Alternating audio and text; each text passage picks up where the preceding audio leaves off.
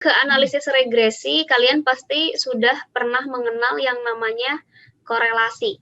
Betul? Kenal dengan korelasi? Nah, Belum apa kenal, bedanya? Bu. Belum kenal? Semester berapa ini belum kenal korelasi? semester 5. Oh, semester 5.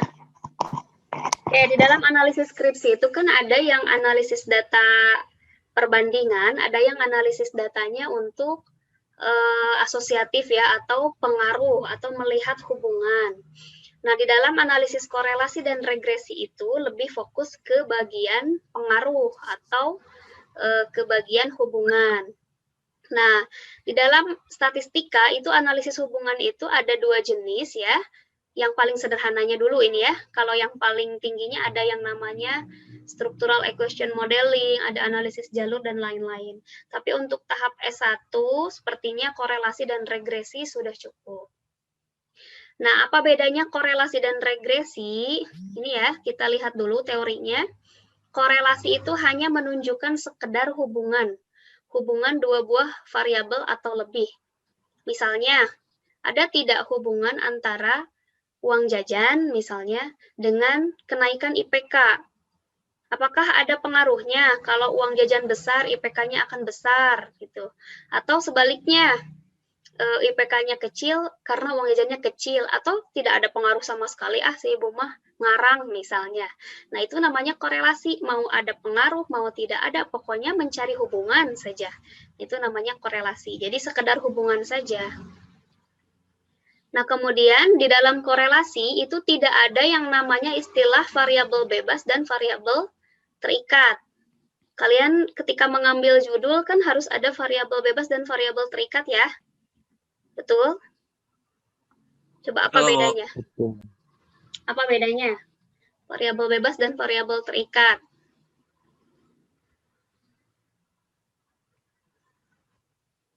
Ayo, yang sudah mengambil judul siapa?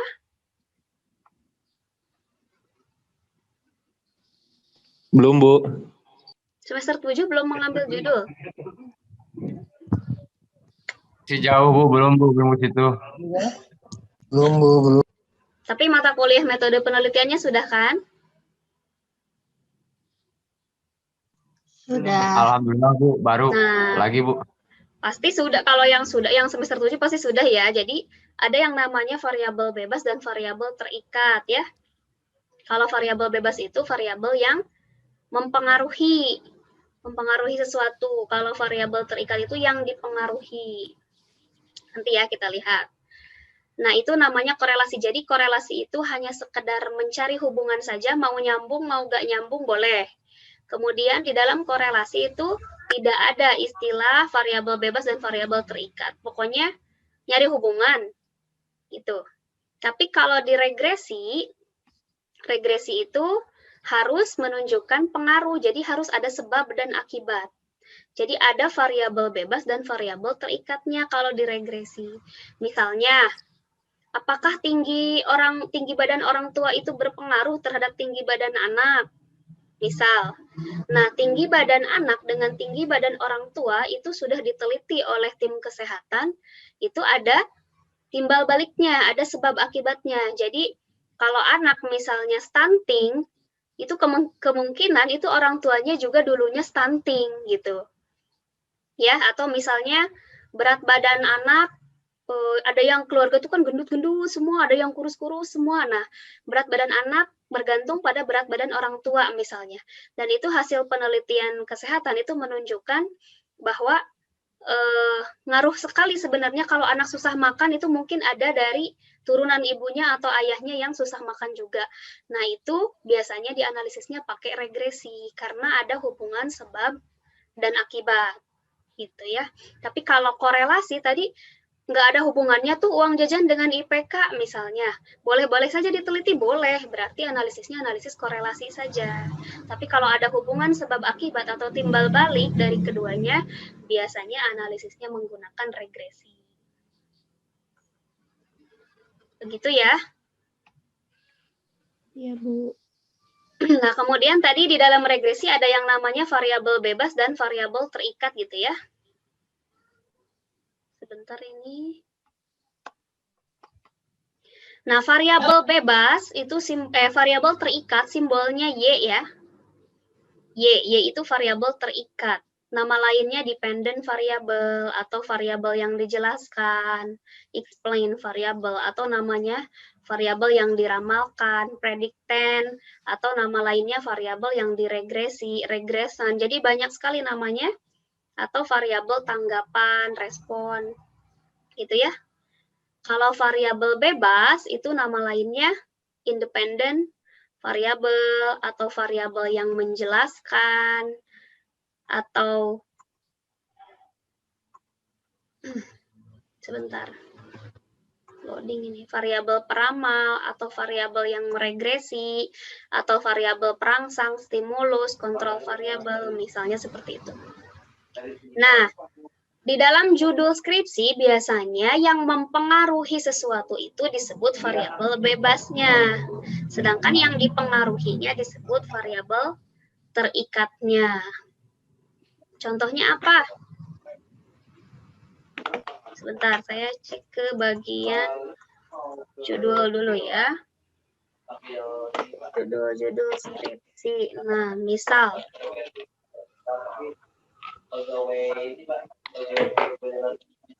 Ini misal judul skripsi ya. Pengaruh tinggi orang tua terhadap tinggi anaknya. Mana variabel bebasnya? Mana variabel terikatnya?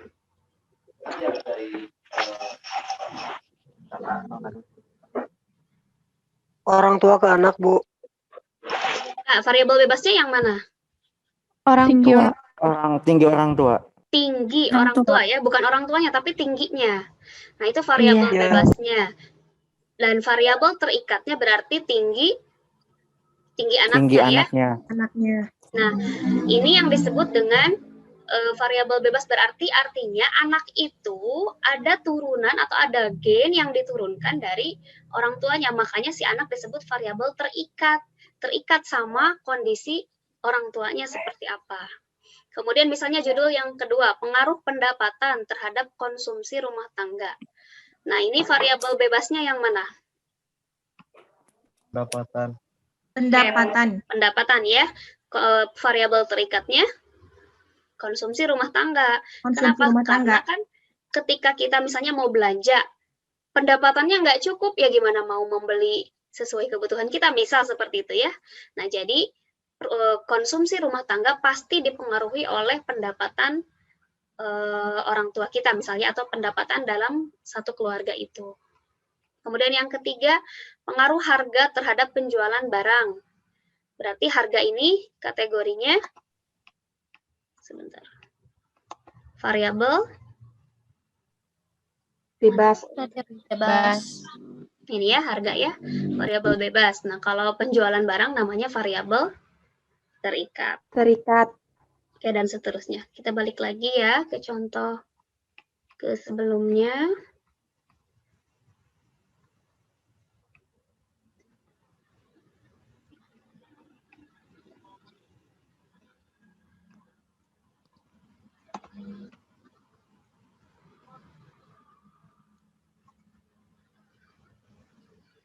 Oke, tadi kan ada korelasi, ada regresi. Sekarang yang saya akan jelaskan itu tentang korelasi dulu. Korelasi sederhana. Nah, korelasi itu ada yang namanya R. Ya. Jadi di dalam analisis korelasi, tadi ingat korelasi itu hanya mengecek hubungan, ada tidaknya hubungan dua buah variabel atau lebih. Tapi tidak terikat, maksudnya tidak ada keterangan mana variabel bebas, mana variabel terikatnya. Jadi bebas saja, terserah. Terus tidak ada pengaruh, tidak ada hubungan timbal balik. Nah, tetapi di dalam analisis korelasi itu biasanya judul skripsinya bukan pengaruh ya, tapi hubungan. Misalnya, hubungan kenaikan IPK dengan uang jajan misalnya. Jadi judulnya bukan pengaruh. Itu contohnya. Nah, di dalam analisis korelasi itu ada yang simbol namanya R. Nah, R ini disebut dengan koefisien korelasi atau keeratan hubungannya. Jadi kalau kita menggunakan analisis korelasi, berarti kita mengukur seberapa erat hubungan di antara dua buah variabel tersebut. Kalau 2 buah, kalau 3 buah berarti 3, dan seterusnya. Nah, nilai R ini nilainya dari negatif 1 sampai positif 1 ya. Sampai positif 1, aduh ini.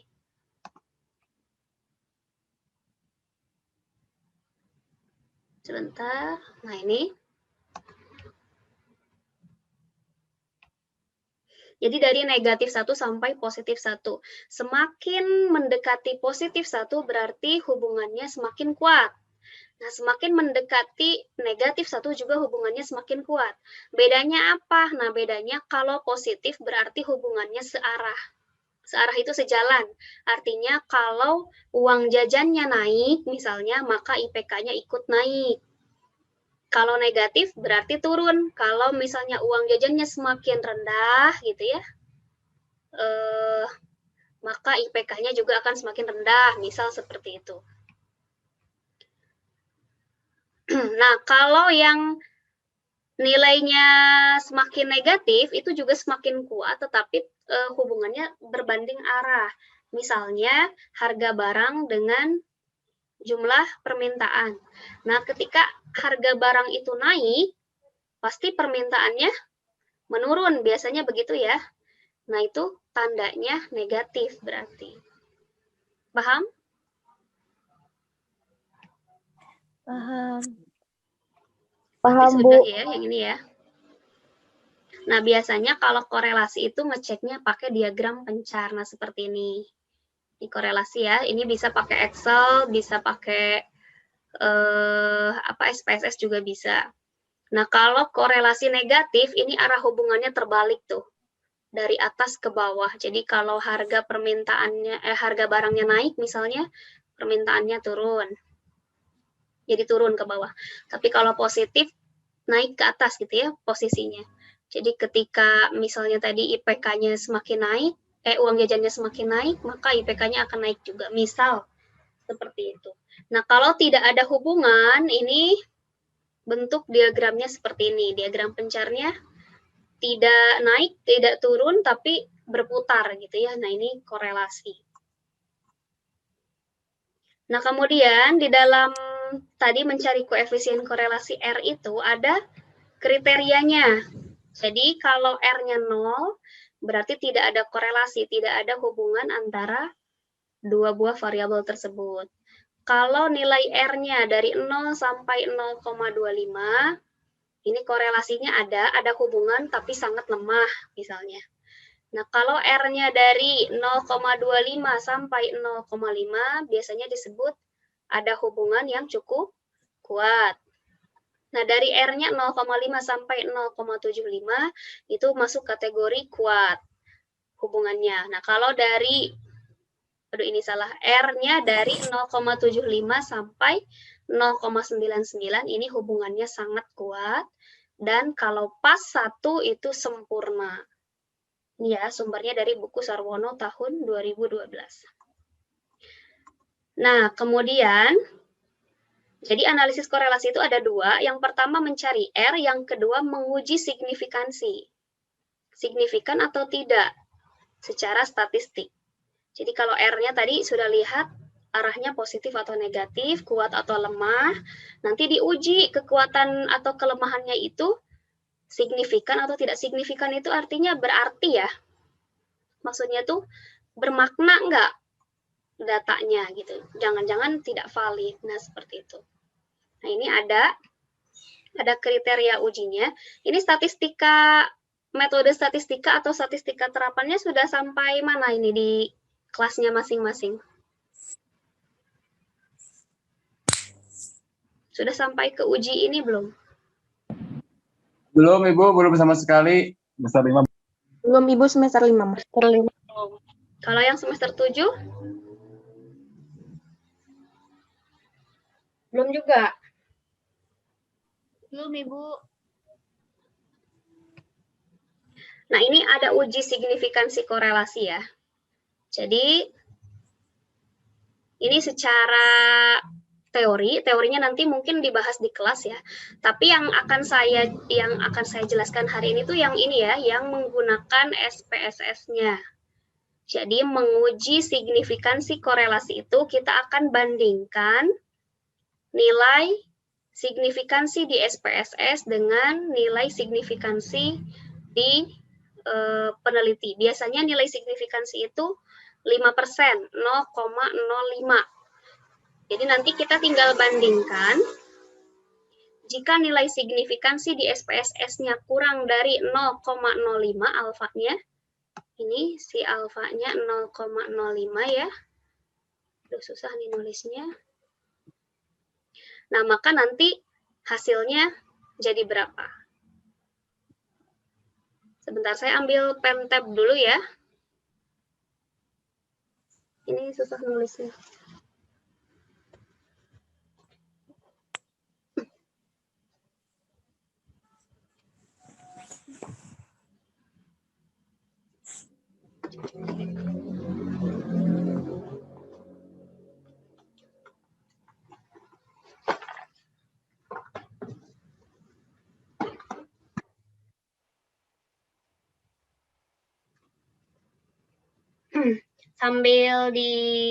Sambil menunggu, coba dibuka SPSS-nya ya. Kita akan coba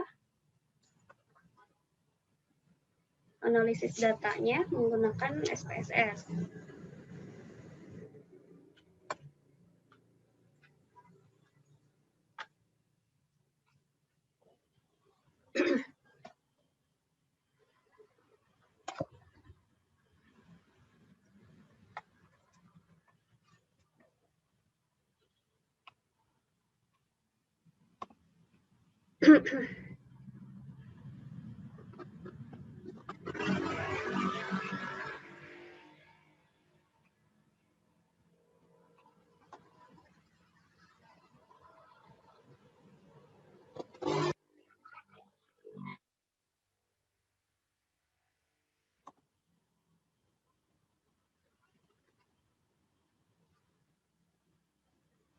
Oke, di sini misalnya 0,05.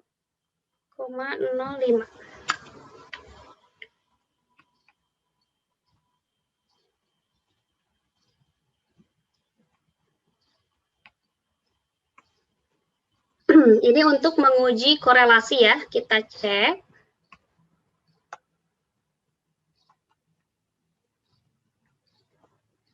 Bisa dilihat contoh kasusnya? Bisa, Ibu. Oke, misalkan untuk menguji data dalam skripsi menggunakan uji korelasi itu biasanya judulnya seperti ini. Hubungan antara kecerdasan dengan prestasi belajar, misal. Apakah betul prestasi itu ditentukan oleh kecerdasan? Atau prestasi itu ditentukan oleh kerajinan, misal. Nah, ini ada seorang peneliti, judul skripsinya misalnya hubungan antara kecerdasan dengan prestasi belajar siswa SMA Negeri 1 Sukabumi.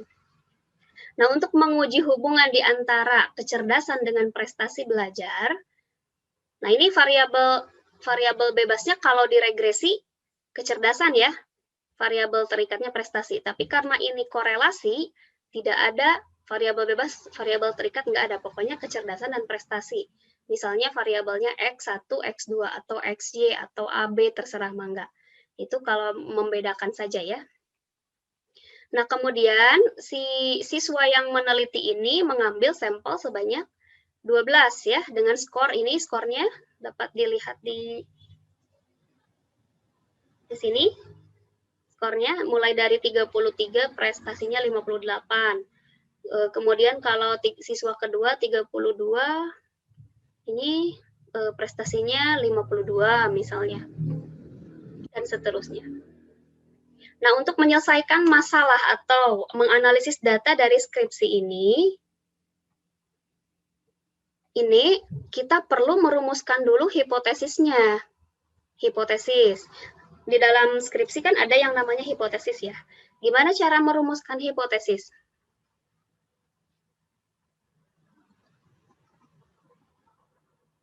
Yuk, yang sudah belajar MATLAB. Belum, Bu.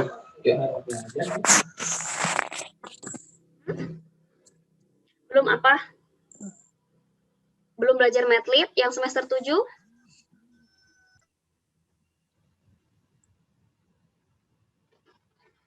Yang semester 7 belum juga? Masa? Kayaknya udah deh. Coba, nanti kan kalian menyusun Udah skripsi. Ibu, tapi Iya, gimana? waktu belajar itu gimana ya Bu, setengah-setengah karena dulu waktunya juga yang nggak mungkin nggak apa ya, kurang panjang, terus juga dengan kendala waktu itu teh yang sibuk dengan download SPSS-nya Ibu. Terus kurang jelas juga waktu itu ngajarinnya. Bentar. Di MATLAB sudah pakai SPSS? Belum? Apa sudah? Belum Ibu, waktu itu cuman diliatin kayak gini, terus disuruh download gitu-gitu aja Ibu. Yaudah, berarti ini kan tadi judul skripsinya ingat ya, hubungan antara kecerdasan dengan prestasi belajar. Nah, dari sini kita bisa merumuskan masalah. Rumusan masalahnya ini, apakah terdapat hubungan, ini ya rumusan masalahnya, apakah terdapat hubungan antara kecerdasan dan prestasi. Ini rumusan masalahnya. Nah, dari rumusan masalah ini kita bisa buat hipotesis. Nah, ini hipotesis namanya. Yang H0, H1. Ya, hipotesis itu apa? Dugaan sementara ya. Dan hipotesis ini selalu dituliskan berpasangan. Ada yang H0-nya, ada yang H1-nya. Nah, ini H0 dan H1 bergantung pada rumusan masalah. Ini rumusan masalah yang tadi ya. Jadi kalau pertanyaannya apakah terdapat hubungan antara kecerdasan dengan prestasi belajar siswa, berarti H0-nya tidak terdapat hubungan yang signifikan antara kecerdasan dengan prestasi belajar. Jadi jawaban aja, jawaban dari rumusan masalah itu namanya hipotesis. Karena hipotesis itu kan artinya apa? Dugaan sementara. Dugaan sementara. Oke, ini sebentar ya, ada yang masuk lagi, join. Keluar masuk, sepertinya jaringannya kurang bagus. Oke, lanjut. Kemudian untuk H1, berarti kalau H1 kebalikan dari H0. Atau jawaban sementara dari rumusan masalah itu disimpannya di H1. Selalu begitu. Jadi ini pertanyaannya kan tadi, apakah terdapat hubungan antara kecerdasan dengan prestasi belajar? Kita kan maunya ada hubungan ya. Jadi disimpan di H1. Bentar, ini salah ngetik ya. Sebentar saya edit dulu. Keep. Ini terdapat. Biar nggak pusing. Oke. Ya, jadi H1-nya terdapat hubungan yang signifikan antara kecerdasan dengan prestasi belajar. Nah, karena hipotesis ini jawaban sementara, maka perlu dianalisis data untuk membuktikan ya, membuktikan apakah betul hipotesisnya seperti itu atau tidak. Nah, coba kita buka sekarang SPSS-nya. Saya stop share yang ini dulu. Kita ganti ke SPSS.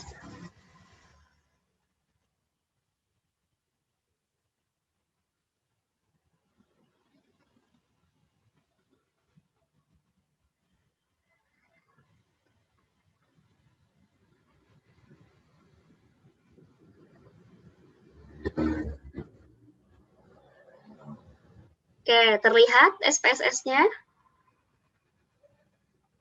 Terlihat. Terlihat, Ibu. Ya, ini Terlihat, tampilan SPSS-nya kalian versi berapa? Versi 21, 21, Bu. Berarti sudah 21, Bu. Sudah mirip seperti ini ya tampilannya ya. Sudah bisa pakai SPSS-nya? Belum bisa kebuka, Ibu. Nggak bisa, Bu. Sudah, Bu. Tapi sudah diinstal, sudah muncul layar seperti ini. Sudah, Bu. Udah, Bu. Oke, ini masih ada yang masuk. Sebentar. Keluar masuk ini. Belum. Tahun banget. Oke, di SPSS. Jadi menggunakan SPSS, coba ini dilihat nih, ada kursor saya terlihat ya? Ini kursor saya bisa diperhatikan. Oke, Iya, Bu. SPSS itu filenya ada 2. Ya, yang pertama ini namanya statistik data editor untuk mengedit. Kemudian Windows yang kedua output, yang ini ya. Jadi hasil lihatnya di sini di output. Kalau untuk memasukkan data, lihatnya di statistik data editor yang tadi. Nah, statistik data editor ini ada 2 kursornya, ada variable view, ada data view. Ini ya, bisa dilihat. Nah, variable view itu untuk mendefinisikan variabelnya. Kalau data view untuk memasukkan angkanya, datanya. Nah, sebelum ke data view, kita harus mendefinisikan dulu variabel view-nya. Nah, dari contoh soal yang tadi kan hubungan antara kecerdasan dengan prestasi. Misalnya kita buat 2 buah variabel. Jadi di sini diberi nama variabel cerdas dan variabel prestasi. Coba diketik. Bu, sudah. Oke, tipenya numerik ya. Kenapa numerik? Karena nanti kan yang akan dimasukkan datanya angka. Kemudian width itu lebarnya, ini default bawaan dari softwarenya aja 8. Kemudian desimalnya dibuat 0, ini bisa. Kalau mau ada desimalnya boleh, tapi kalau saya maunya dibuat 0 saja, nggak usah ada desimalnya. Sudah sampai situ?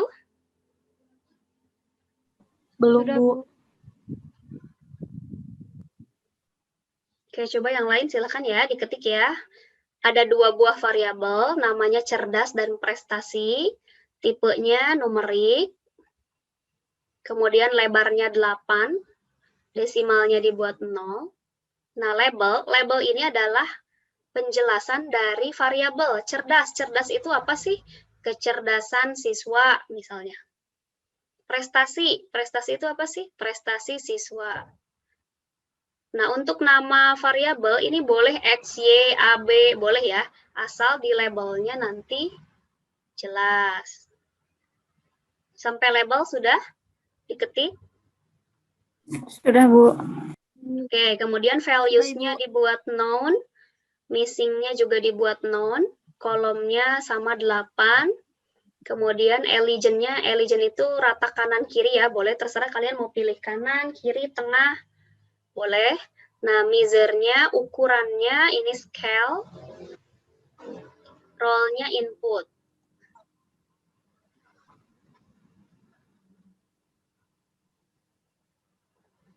Oke, sudah?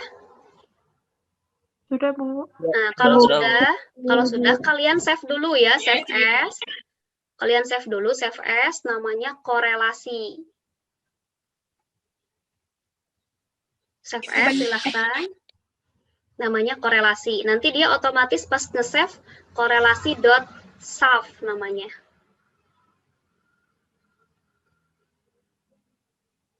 Kalau sudah di-save, lambang save-nya aja, Bu, diklik. iya, biasa. Seperti nge-save itu aja. Nih, save as tapi ya. Karena masih baru nge-save kan, belum nge-save dari awal kan. Jadi masih save as seperti di Word ya. Kalau kita ngetik baru kan pakainya save as. Nah, kalau sudah di-save, kita pindah ke data view.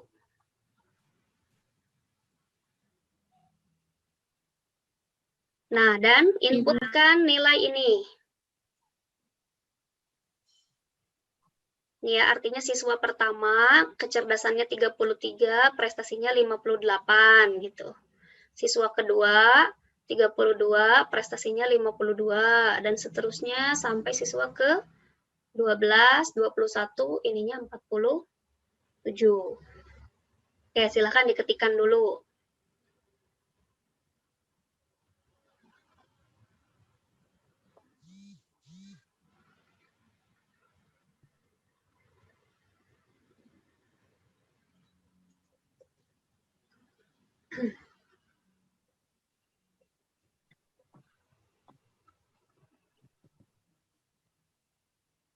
Kalau sudah selesai diketiknya, baru klik save ya, tanda save lagi ya. Ini untuk memperbarui data.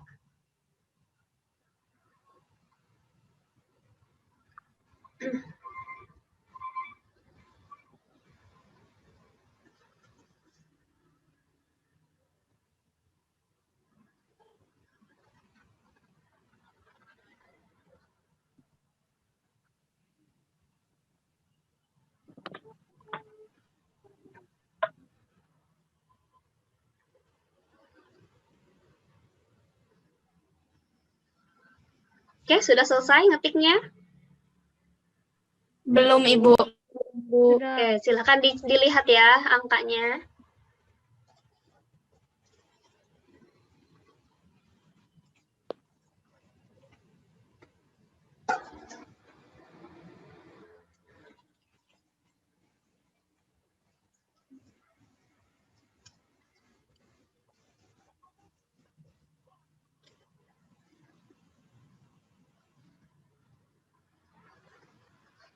Ibu di save-nya kayak yang tadi, Bu. Ya, kalau sekarang nge-save-nya pilih tanda save ini aja nih. Tanda save yang biasa.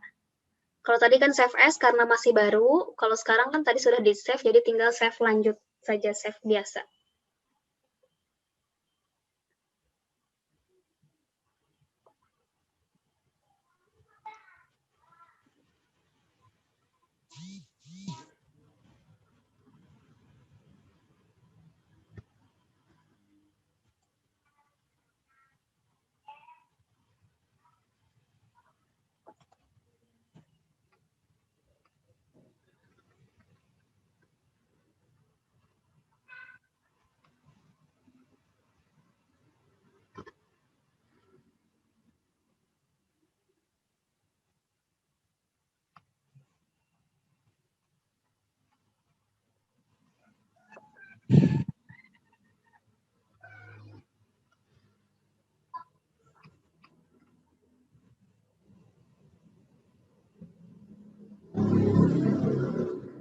Oke, sudah? Sudah, Bu. Sudah. Oke, kalau sudah sekarang kita analisis ya. Analisisnya kita pakai analisis korelasi tadi. Karena judulnya hubungan dan tidak ada kata variabel bebas dan variabel terikat di dalam judul ini misalnya. Oke, cara menganalisisnya silahkan ikuti. Klik menu Analyze di atas ya. Ada? Ada, Bu. Oke, setelah Ada, Ibu. Analyze, pilih Correlate. Sudah? Sudah. Ibu. Nah, kemudian pilih Bivariate. Diklik. Sudah ya? Nah, kemudian kita klik kecerdasan siswanya. Kita klik, masukkan tanda panah biru. Nah, ini masuk ke variabel. Kemudian klik lagi prestasi, masukkan lagi pakai tanda panah biru. Jadi sudah berpindah ke dalam kolom variabel. Oke, sudah? Nah, kemudian di bawahnya ada tulisan correlation coefficient ya. Koefisien korelasi di bawahnya. Nah, kita centangnya yang Pearson. Kenapa yang Pearson? Karena datanya data interval tadi, scale. Kalau Spearman atau Kendall ini datanya data ordinal, biasanya untuk angket. Nah, kalau angket nanti yang diklik yang Spearman ya. Kalau ini datanya data nilai, berarti ini data Pearson. Ini sudah bawaannya two-tailed, artinya pengujiannya dua pihak. Nah, kita cek dulu optionnya. Nah, ini ya, ada menu option di sini. Nah, kalau kalian mau melihat rata-rata dan simpangan baku, misalnya butuh untuk data deskripsi, ini tinggal dicentang saja di checklist. Tapi kalau nggak butuh, cuman butuh untuk analisis ujinya korelasi saja, berarti ini nggak usah di checklist. Gitu ya. Klik continue, baru klik OK. Nah, hasil itu munculnya nggak di yang data tadi ya, tapi hasilnya akan muncul di dokumen output di Windows yang kedua, tampilan jendela yang kedua. Coba lihat hasilnya sama? Yang ibu nggak muncul. Yang saya nggak muncul. Juga ada. Coba ulang lagi. Ini agak ribet ya, karena harus satu-satu share-nya. Nah ini, terlihat? Sama hasilnya? Terlihat. Sama, Bu. Sama ya? Sama, Bu. Oke, kita lihat penjelasannya sebentar, di PowerPoint.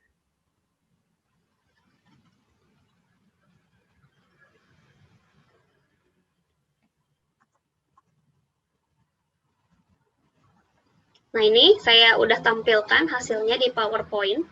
Jadi analisis korelasi itu, nih yang saya beri tanda merah, yang dianalisis hanya 2. Yang pertama dilihat koefisien korelasinya, kemudian yang kedua yang dilihat signifikansi two-tailed-nya. Nah ini, hanya ini dan ini.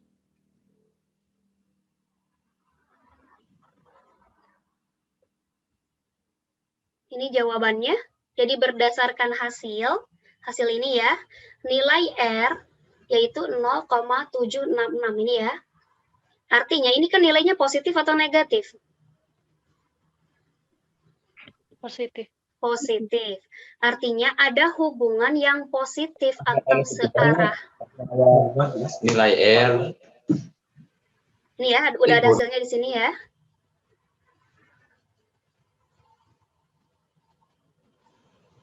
Jadi nilai R ini tadi nilainya adalah 0,766. 0,766 itu berarti positif mendekati 1.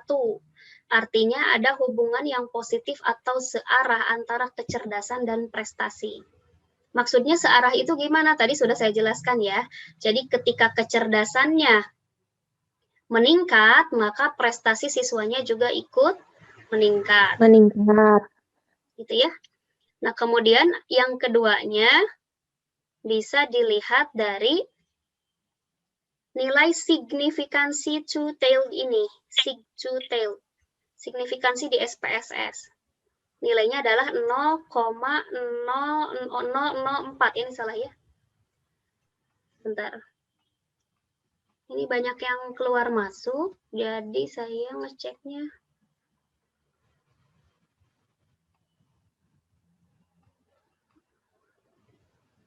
Sebentar, 0,004.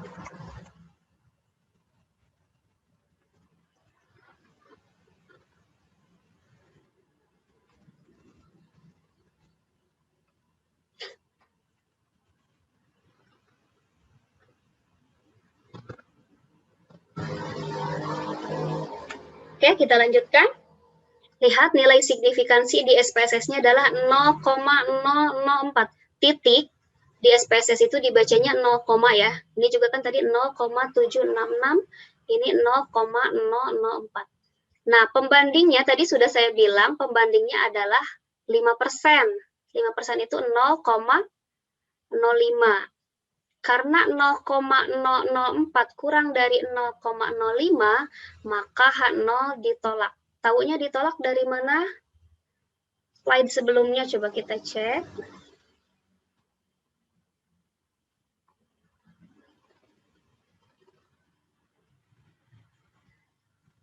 Di aturannya yang sebelumnya yang saya tadi share.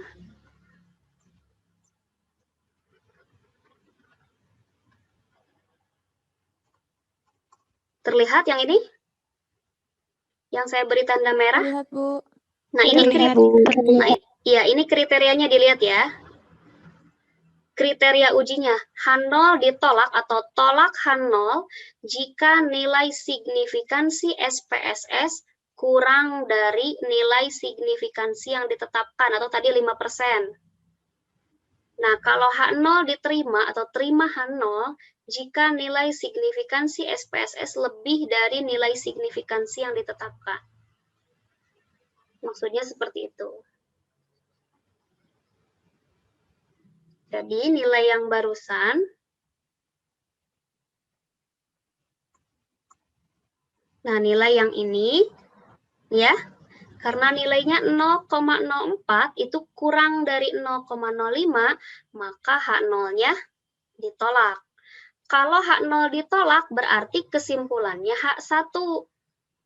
Nah, tadi kan ada hipotesis ya, H0 dan H1. Berarti kesimpulannya H1. H1 itu apa? Bisa dilihat tadi H1 apa?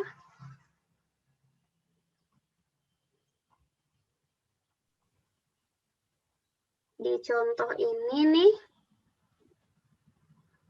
Terdapat hubungan. Nah, ini ya. Nah, ini H1-nya adalah terdapat hubungan yang signifikan antara kecerdasan dengan prestasi. Nah, jadi di sini bisa disimpulkan di bawahnya kesimpulan, terdapat hubungan yang positif. Kenapa positif? Tadi kan R-nya positif. Dan signifikan antara kecerdasan dan prestasi siswa SMA Negeri 1 Sukabumi.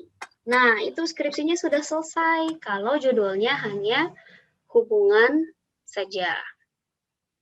Paham sampai situ? Paham. Paham. Oke, itu namanya analisis korelasi ya. Analisis korelasi. Jadi sudah sampai ke tahap kesimpulan dari bab 3, 4, 5 ini sudah selesai. Kalau sudah, kita akan lanjut ke analisis regresi. Ya, sudah siap?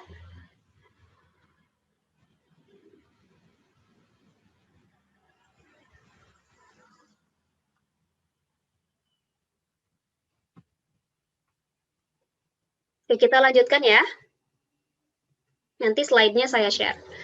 Analisis regresi ini merupakan studi ketergantungan satu atau lebih variabel X terhadap variabel tidak bebas Y. Nah, tadi kan sudah dikatakan kalau regresi ada yang namanya variabel bebas dan variabel terikat. Nah, regresi itu ini jenisnya ada banyak, ada regresi linier, ada regresi non-linier.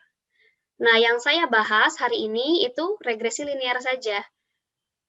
Ya, ada yang namanya simple linear regression atau regresi linear sederhana, dan ada multiple linear regression, regresi linear berganda. Apa bedanya? Nah, kalau simple linear regression, ini variabel bebasnya 1, variabel bebasnya 1, variabel terikatnya juga 1. Atau X-nya 1, Y-nya juga 1. Nah, kalau multiple linear regression, variabel bebasnya minimal 2. Variabel terikatnya 1. Jadi ini X-nya 2, misalnya X1 dan X2. Nah, kalau variabel terikatnya 1 hanya Y saja. Nah, ini yang akan kita jelaskan hari ini. Kalau regresi nonlinear itu tidak ya. Nah, contoh penerapan analisis regresi tadi judul-judul skripsinya ini ya, tadi sudah dibahas. Pokoknya di depannya ada kata pengaruh. Kalau korelasi, hubungan. Jadi perlu dibedakan. Oke, sekarang regresi linear sederhana. Jadi regresi linear sederhana itu tadi sudah saya katakan, dia menganalisis variabel bebasnya 1, ya, dan variabel terikatnya 1. Hubungannya seperti ini. Pertanyaannya, apakah ada pengaruh antara variabel X terhadap variabel Y? Variabel terikat. Nah, ini kalau kalian belajar statistikanya, ini nanti ada rumusnya. Rumusnya ini namanya model. Ini model regresinya. Nah, ini A-nya yang dicari pakai rumus ini, B-nya dicari pakai rumus yang ini. Kalau E-nya error. Kalau 0 berarti perfect ya, ini tidak ada kesalahan modelnya. Tapi kalau ada error, errornya harus semakin kecil. Misalnya tadi 5%, tidak boleh lebih. 5% itu misalnya 0,05.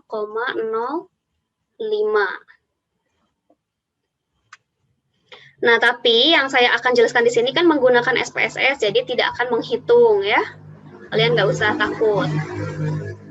Nah, sekarang kita masuk ke contoh kasus regresi linear sederhana. Langsung saja ya ke contohnya ya. Ini ada judul, ada kasus, seorang manajer pemasaran akan meneliti apakah, nah ini lihat, ada tulisan apakah terdapat pengaruh biaya promosi terhadap jumlah penjualan pada perusahaan-perusahaan di Kabupaten Sukabumi. Jadi, rumusan masalahnya ini, apakah terdapat pengaruh biaya promosi, berarti ini variabelnya X-nya ya, terhadap jumlah penjualan. Nah, jumlah penjualannya Y-nya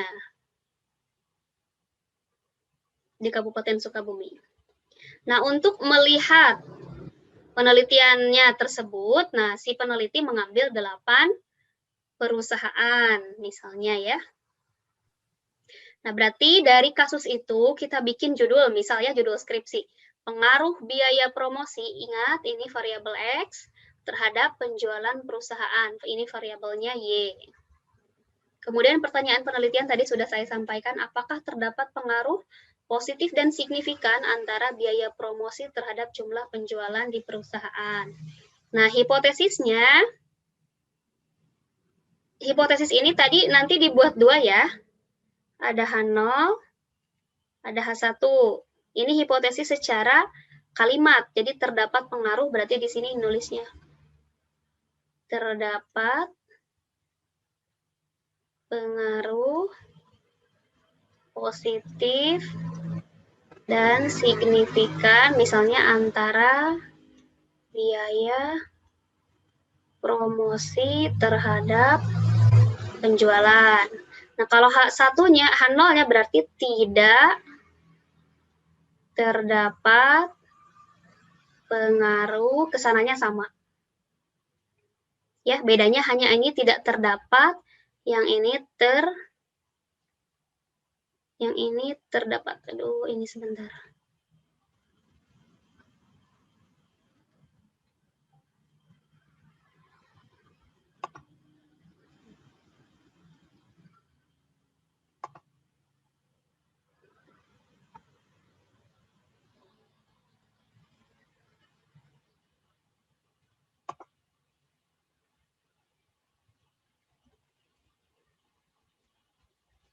Yang ini terdapat. Ya. Jadi tetap H0 dan H1-nya harus selalu ada. Paham sampai situ ya? Paham, Bu. Oke, berikutnya baru. Oh, ini sudah saya tulis ternyata. Nah, ini kriterianya.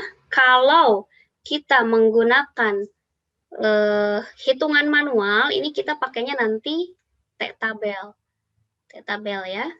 Nah, tapi karena kita akan menggunakan SPSS, nanti sama ya, kita akan gunakan kriteria ini. Jadi, H0 ditolak jika nilai signifikansinya kurang dari nilai signifikansi yang ditetapkan.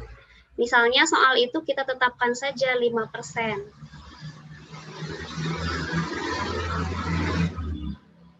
Ya, 0,05. Kemudian H0 diterima jika nilai signifikansi SPSS-nya lebih besar dari 0,05. Sampai mana batasnya? Nah, batas error itu boleh sampai 10% maksimal ya. Jadi kita pakai yang biasa digunakan saja, misalnya 5%. Nah, kemudian ada sampelnya. Kita datang ke perusahaan, kemudian mendata. Ini biaya promosinya, misalnya perusahaan pertama itu 20 juta. Ternyata penjualannya 64 pieces misalnya. Ya. Kemudian perusahaan kedua biaya promosinya 16 juta, produk yang terjualnya 61. perusahaan ketiga 34 juta misalnya, ini 84 yang terjual misal.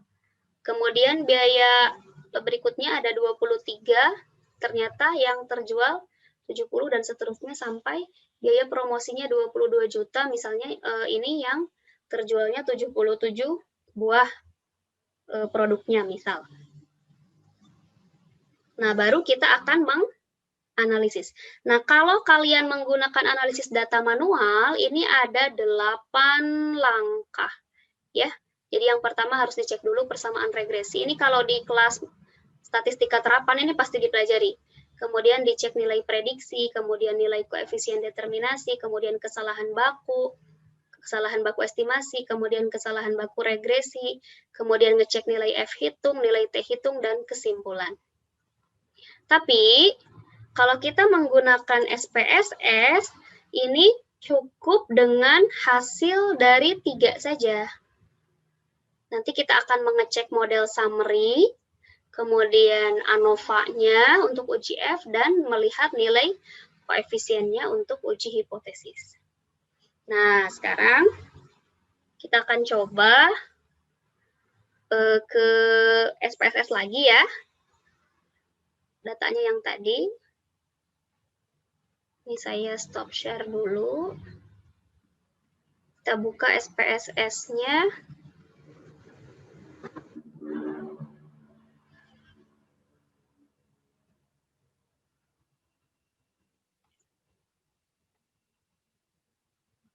Terlihat? Lihat. Oke, yang korelasi kita tutup dulu ya. Oh, sebentar, ini ternyata malah.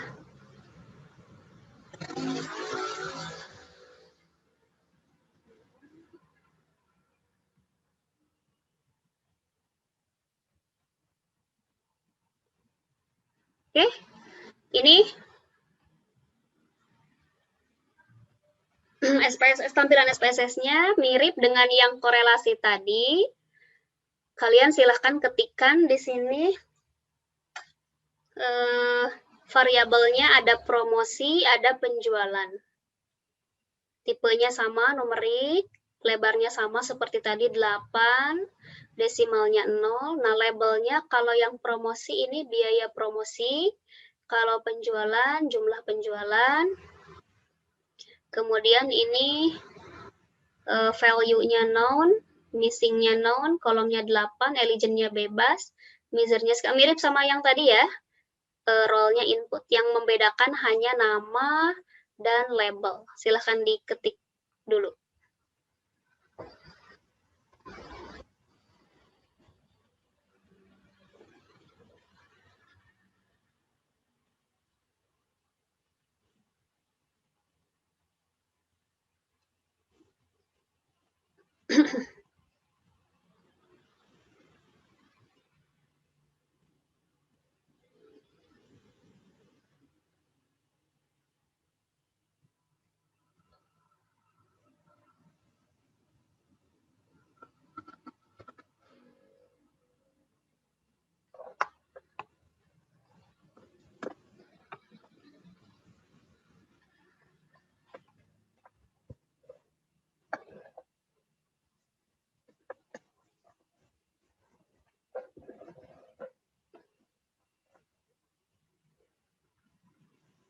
Sudah sampai situ? Sudah, Bu. Sudah, Bu. Oke, kalau sudah, silakan bagian data view-nya juga diisi ya. Ini isinya hanya 8. Promosinya 20, penjualan 64, promosi 16, penjualan 61, dan seterusnya. Sampai promosinya 22 dan penjualannya 77.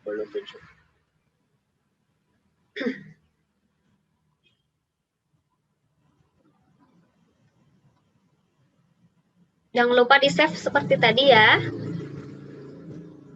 Kalau baru nge-save, save as. Kalau save-nya sudah, berarti tinggal save biasa.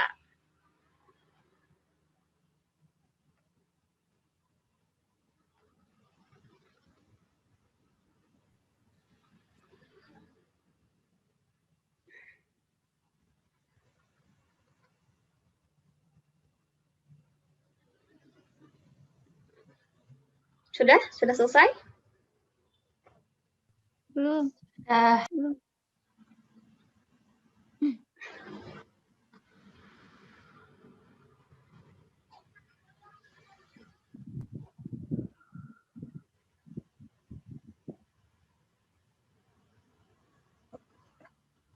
Sudah ya? Kalau sudah, kita klik menu Analyze.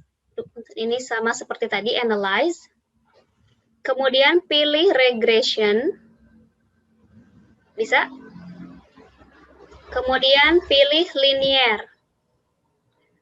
Analyze, Regression, dan Linear. Oke, muncul tampilan box seperti ini ya, Linear Regression. Nah, masukkan mana yang variabel bebas, mana variabel terikat. Masih ingat tadi variabel bebas yang mana? Variabel bebas biaya promosi. Nah, berarti klik biaya promosi, input ke bawah yang independen. Klik tanda panahnya. Tuh, jadi biaya promosi sudah masuk ke bagian variabel bebas. Nah, sedangkan jumlah penjualan ini masukkan ke dependent dengan cara mengklik tanda panah di dependent. Nah, jadi sudah masuk ini biaya promosinya independen, biaya jumlah penjualannya dependent. Oke, berikutnya klik statistik. Nah, ini sudah otomatis bawaannya estimate dan model fit. Ya, model fit itu modelnya bagus atau enggak. Jadi ini sudah dicentang sama si default atau bawaan dari softwarenya. Kemudian kita klik continue. Setelah itu baru klik oke. Terlihat nggak outputnya? Yang Iya, ini iya. Terlihat tuh. Yang saya ya. Enggak. Nah, ini sudah ada? Sudah. Oke. Sudah. Nah, yang kalian lihat itu hanya yang dari model summary saja ya. Model summary, ANOVA, dan koefisien. Ini ya. Ini sudah saya pindahkan ke bagian PowerPoint. Jadi kita akan jelaskannya di bagian PowerPoint.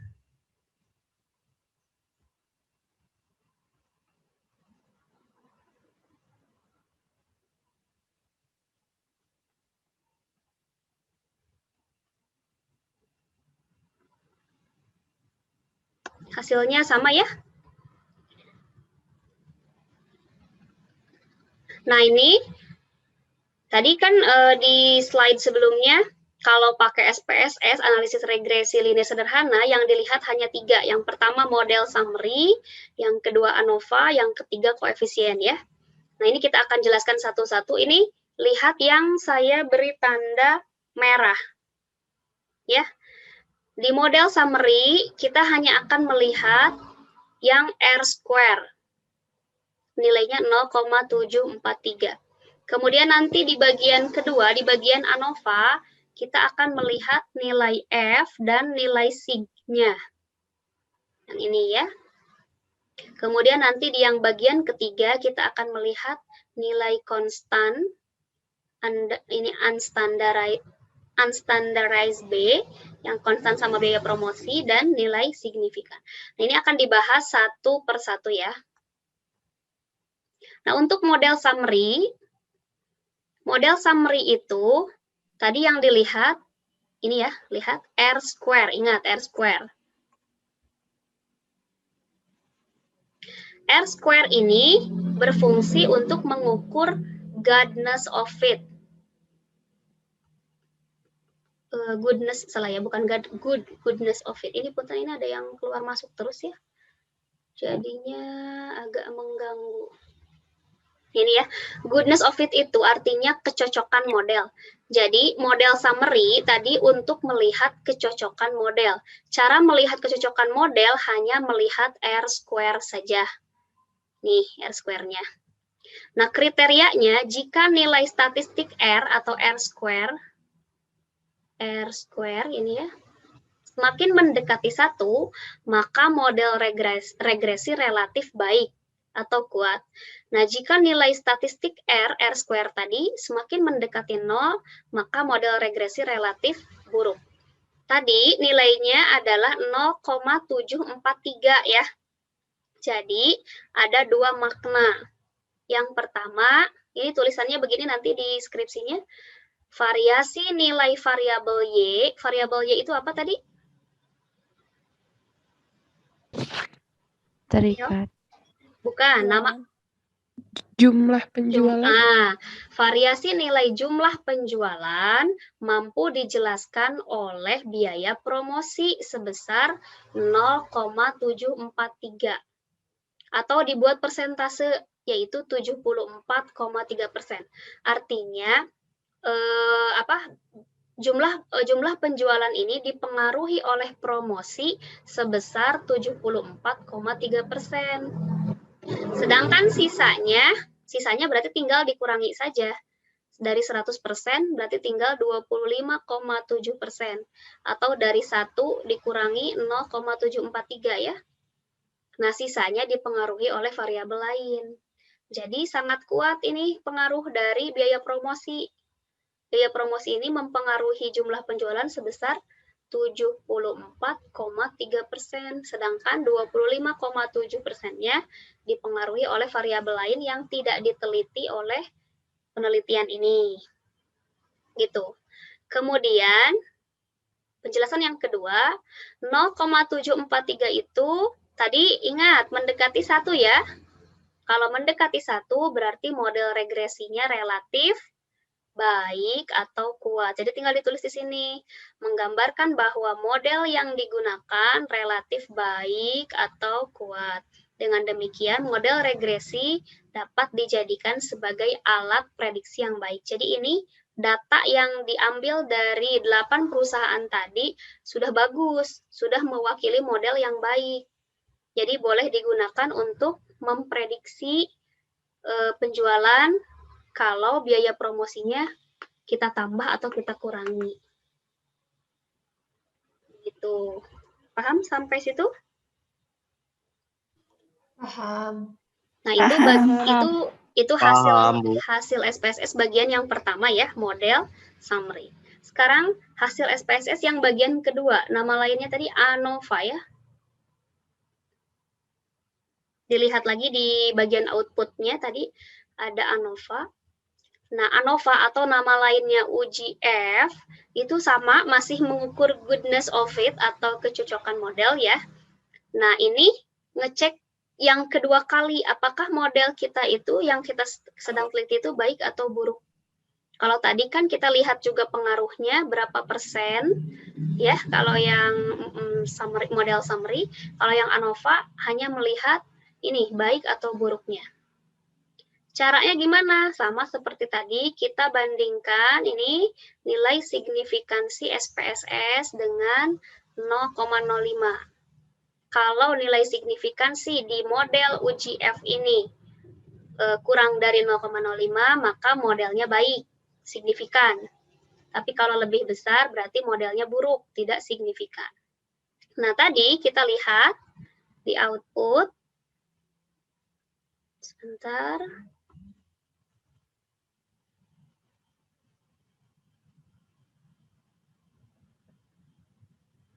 Nih, lihat di output, F-nya tadi 17,367, signifikansinya 0,006 ya. Jadi kita tinggal lihat ini, nilai F-nya 17,367, kemudian nilai signifikansinya 0,006. Nah, 0,006 ini kurang dari 0,05 ya. Berarti model regresi yang sedang diteliti ini adalah model yang baik. Jadi, data dari 8 perusahaan tadi sudah mewakili data yang valid. Seperti itu. Paham ya penjelasan yang kedua? Paham. Paham. Nah, sekarang penjelasan yang ketiga. Bagian yang ketiga itu koefisien ya. Nah, tadi kita sudah menganalisis kesesuaian atau kebaikan model regresi, fit atau tidak. Nah, ternyata diperoleh hasil model regresi ini fit. Fit itu baik ya, bagus. Nah, karena model regresi ini baik, maka layak dibuat prediksi. Jadi kita bisa memprediksi menggunakan model di tadi yang bagian tadi. Nah, ini ya. Konstan. Konstan itu A-nya. Tadi kan model regresi itu ingat Y sama dengan A tambah BX tambah error ya sebelumnya. Nah, A ini konstannya. Yang ini 40,082 itu si konstannya. Kemudian yang B ini biaya promosi yang 1,497. Jadi kita tinggal tuliskan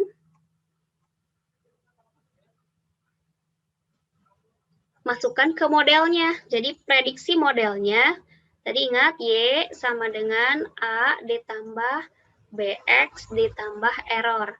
A-nya dilihat dari tulisan konstan, ini dari hasil SPSS ya, 40,082. Kemudian B-nya dari tadi yang biaya promosi 1,497X tambah E. Jadi model regresinya ini. Gunanya untuk apa, Bu? Untuk memprediksi kalau kita akan mengurangi atau menambah biaya promosi. Nah, misal contoh. Sebentar ini saya hapus dulu ya.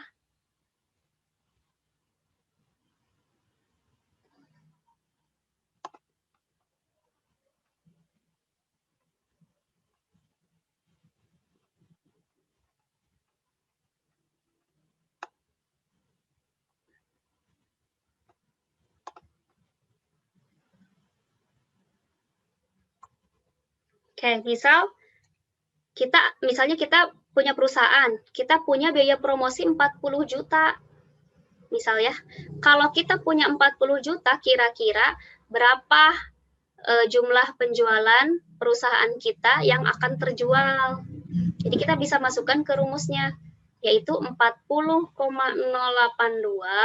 ditambah 1,497 kali X. X itu tadi biaya promosinya 40. Ini pakai kalkulator saja, berarti sekitar 99,96 buah yang akan terjual. Artinya kalau kita menambah biaya promosi sampai 40 juta, maka jumlah penjualan produk kita akan mencapai 100 gitu. Itu makna dari penjelasan yang ketiga. Kemudian tadi kan koefisien itu ada yang sebentar di sini ya. Ini ya, koefisien itu kan ada yang sebelah sini, ini yang merah sebelah sini, yang barusan model, ada yang ujungnya. Nah, kita lihat juga signifikansi ujungnya. Jadi 2 penjelasannya. Nah, penjelasan yang ujungnya di bawah, kita bisa melihat pengaruh X terhadap Y, tadi nilai signifikansinya adalah 0,06. Bisa dilihat di bawahnya ya. 0,06 ini kurang dari 0,05, berarti H0 ditolak, artinya pengaruh X terhadap Y signifikan. Pengaruh X itu tadi apa? Biaya promosi ya. Jadi betul ada pengaruh dari biaya promosi terhadap Y, yaitu jumlah penjualan. Dan signifikan artinya datanya memang berarti gitu. Data ini bisa membantu perusahaan untuk menambah biaya promosi supaya penjualannya lebih laku gitu.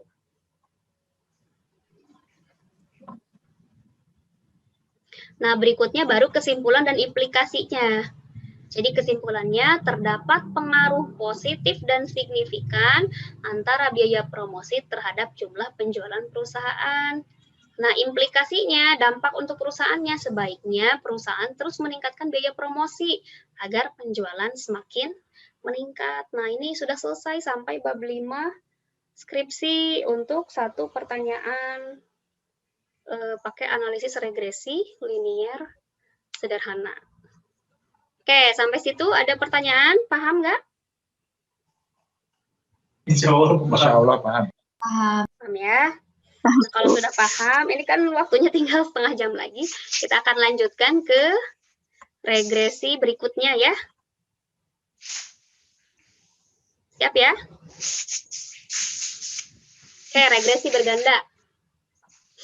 Nah, regresi berganda atau tadi multiple ya, multiple linear regression, ini menganalisis hubungan variabel bebasnya lebih dari satu. Kalau tadi kan variabel bebasnya satu, biaya promosi saja. Nah, kalau sekarang variabel bebasnya ada dua, variabel terikatnya satu. Misal judul skripsinya, pengaruh motivasi. Nah, ini X1. Dan fasilitas sumber belajar. Nah, ini X2-nya. Jadi ada dua buah variabel bebas terhadap hasil belajar. Nah, kalau hasil belajar berarti variabel terikatnya, variabel Y-nya. Nah, kalau digambarkan, gambarnya seperti ini. X1, X2, ke Y. Ini pengaruhnya sebesar B1, yang ini pengaruhnya sebesar B2, dan ini error. Jadi model regresinya nanti Y sama dengan A. Sebentar ini agak sensitif.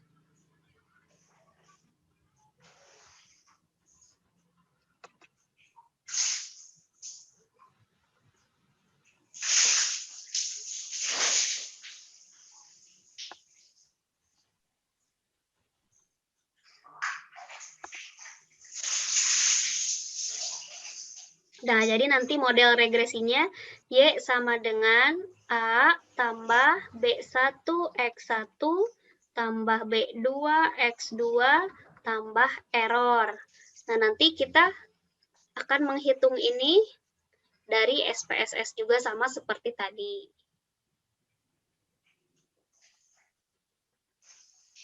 Nah, ini contoh datanya.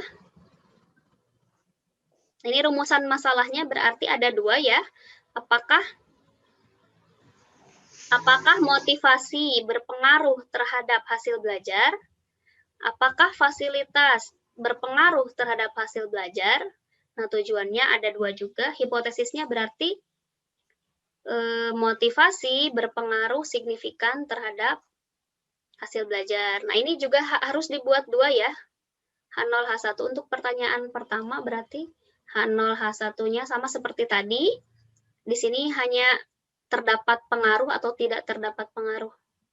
Ini tidak terdapat, yang ini terdapat, kalimatnya sama. Nah, yang kedua juga sama.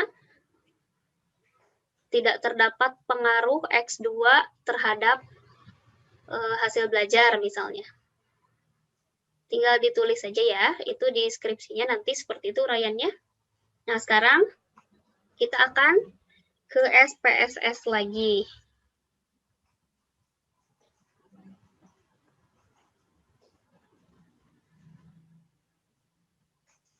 Kita ke SPSS lagi.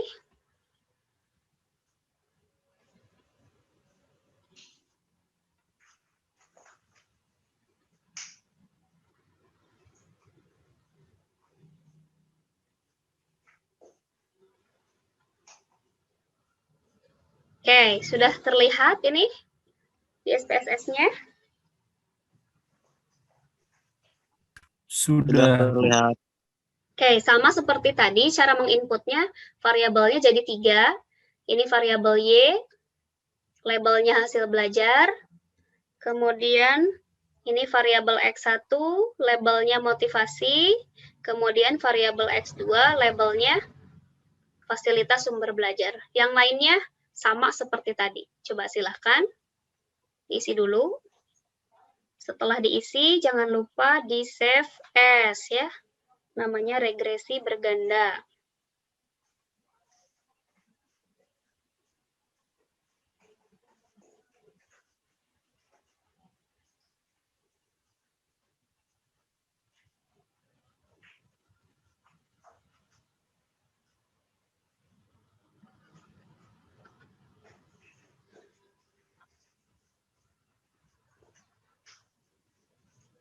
Sudah belum?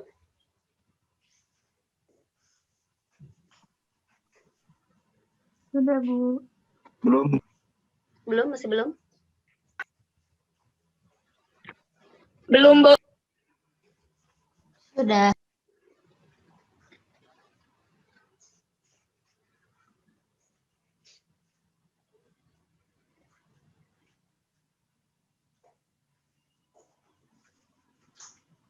Oke, kalau sudah, data view-nya silahkan diisi ya. Jadi ini Y, X1, X2. Ingat, tadi Y itu hasil belajar ya. Kalau X1 motivasi, kalau X2 fasilitas sumber belajar.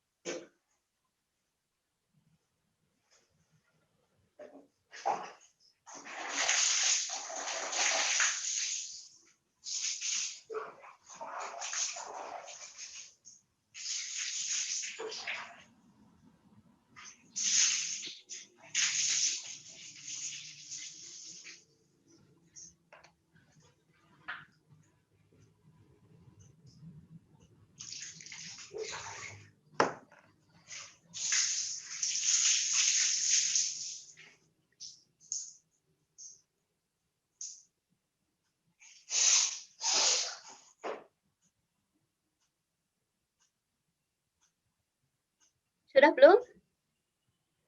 Masih ngetik? Belum, Bu.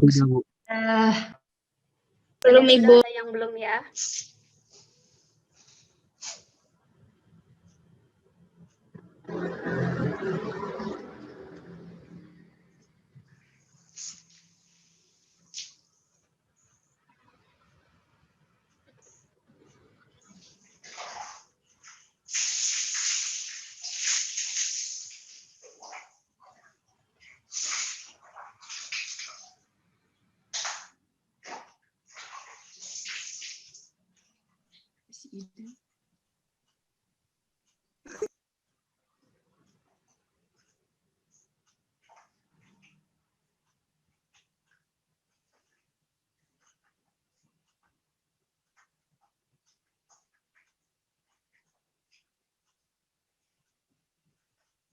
Sudah semua belum?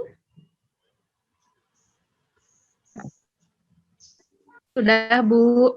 Oke, Belum. masih ada yang belum?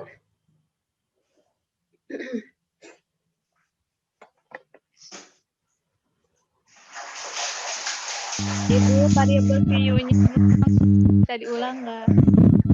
Variable view-nya sama seperti tadi ya, mirip. Yang beda hanya labelnya saja sama namanya diubah sedikit. Udah, Bu. Oke, sudah. Data view sudah semua? Sudah. Oke, sekarang kita analisis sama seperti tadi ya, menunya di analyze, kemudian di regression, masih di linear, karena linear, masih linear.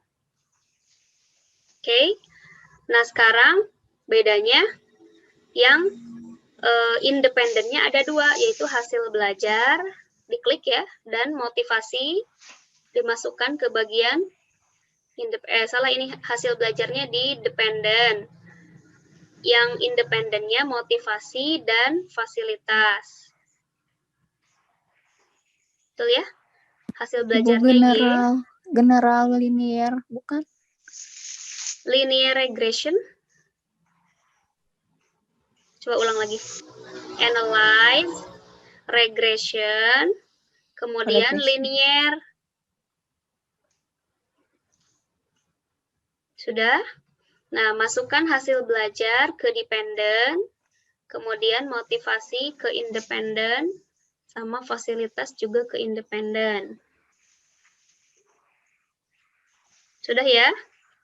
Kemudian lihat statistik, tadi sama seperti tadi, estimate, model fit, kemudian diklik, continue, dan Oke. Nah, ini hasilnya. Hasilnya sudah keluar? Sudah. Sudah, Bu. Cara melihatnya sama ya, tadi model summary, ANOVA, dan koefisien. Ini juga sama seperti tadi. Nah, kita lihat penjelasannya.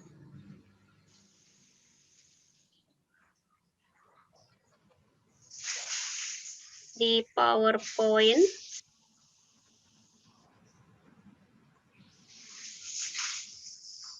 Nah, ini bisa dilihat. Nah, kalau yang tadi yang kita pakai itu adalah R², tadi ya, karena satu variabel bebas dan satu variabel terikat, jadinya cuman R². Nah, kalau di yang sekarang, karena variabel bebasnya ada 2, maka yang kita lihat adjusted R².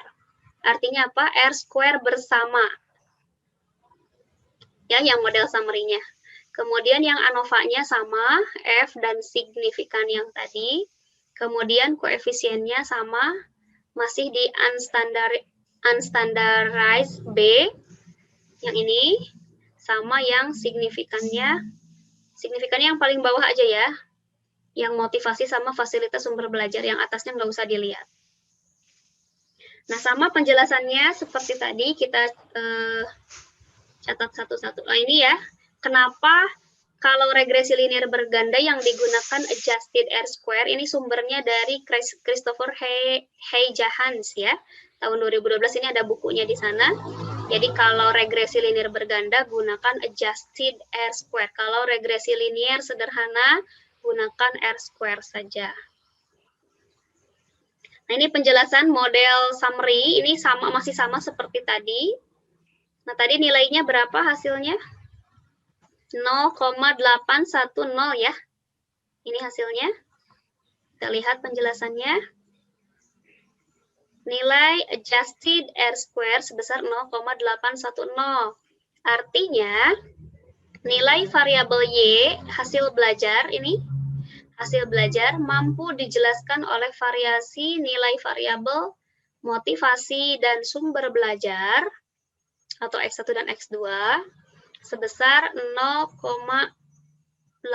Ini salah nulis. Sebentar.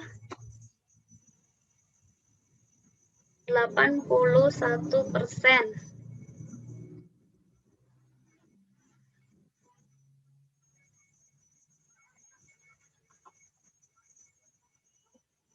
Ini ya, 81%. Nah, berarti sisanya 19% dipengaruhi oleh variabel lain. Jadi artinya motivasi dan fasilitas sumber belajar itu 81% mempengaruhi hasil belajar siswa. Gitu, sedangkan 19%-nya dipengaruhi oleh variabel lain yang tidak diteliti dalam skripsi ini. Nah, kemudian dilihat dari angkanya, 0,81 itu mendekati 1. Berarti model regresinya relatif baik atau kuat. Artinya, model regresi dapat dijadikan sebagai alat prediksi yang baik.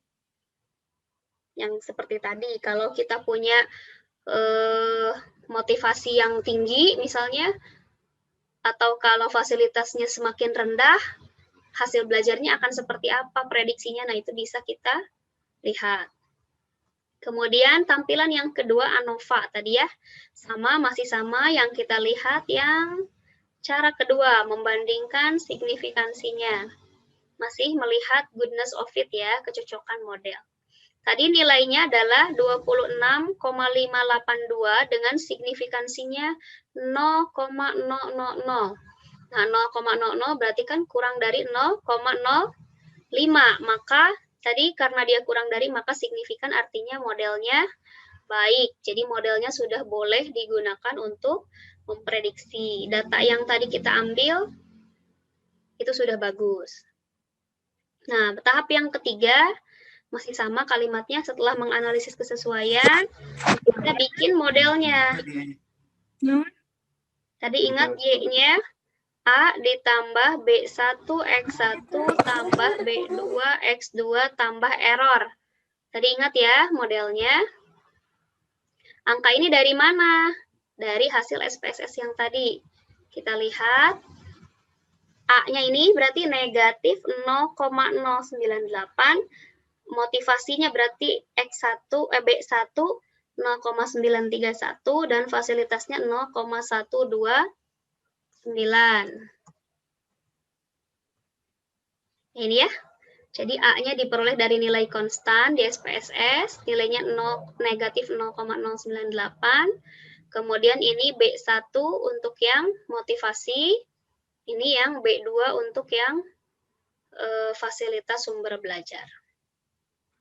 Sama ya, jadi kalau kita punya motivasi 40, misalnya nilai fasilitasnya semakin kita tingkatkan, fasilitas di kampus jadi lebih bagus lagi, motivasi internal kita semakin tinggi, hasil belajarnya juga akan semakin tinggi.